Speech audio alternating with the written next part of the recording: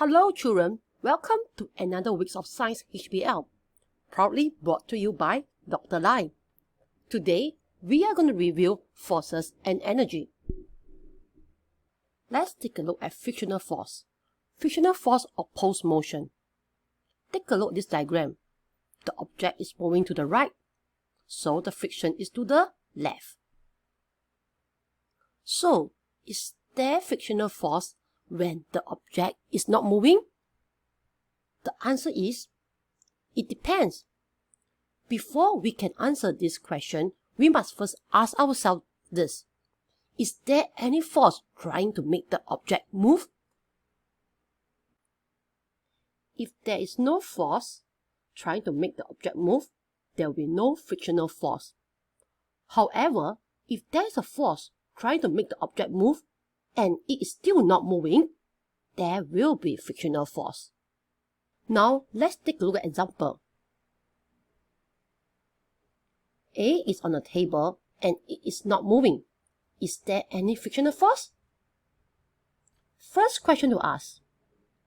Is there any force trying to make A move? The answer is no.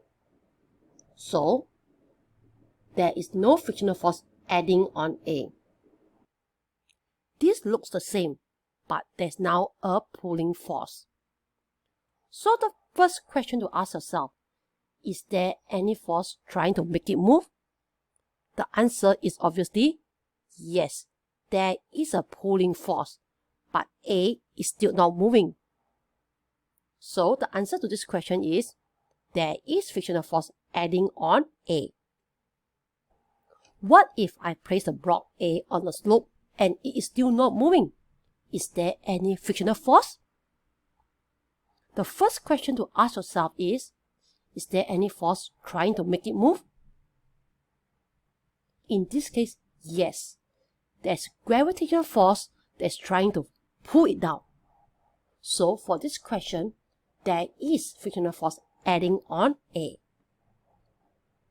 Now, let's take a look at gravitational force.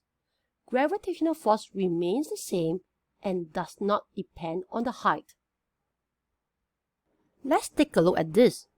At point A, the gravitational force is 50 units. Similarly for point B, C, and D. The gravitational force at point A, B, C, and D remains the same because gravitational force does not depend on the height. You may be confused with gravitational potential energy and gravitational force. Unlike gravitational force, gravitational potential energy depends on the height. Now, let's take a look at point A. The gravitational potential energy is 100 units. Now, we take a look at point B. Point B is higher than point A. So, the potential energy will be higher, like 120 units. How about point C? Point C is lower than point A. So, the potential energy could be 50 units.